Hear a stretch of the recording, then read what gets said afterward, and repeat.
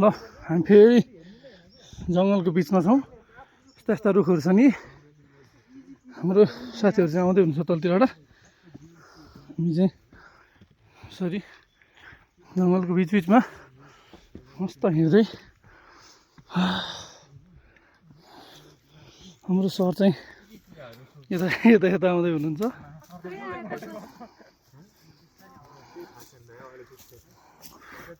कति ठुल्ठुलो रुख भएपछि साथीहरूलाई छोडी हो क्या हो नि सर है।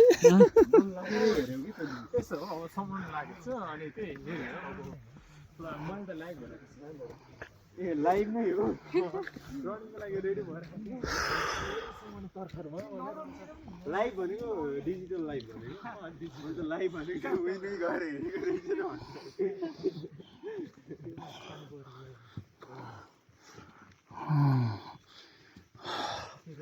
लाइभै हेर्न मन भइबस्छ उनीहरूले धेरै कुरा उठ्यो कि दिमागमा प्रिपेयरै हुने दिएन नि बिचरा के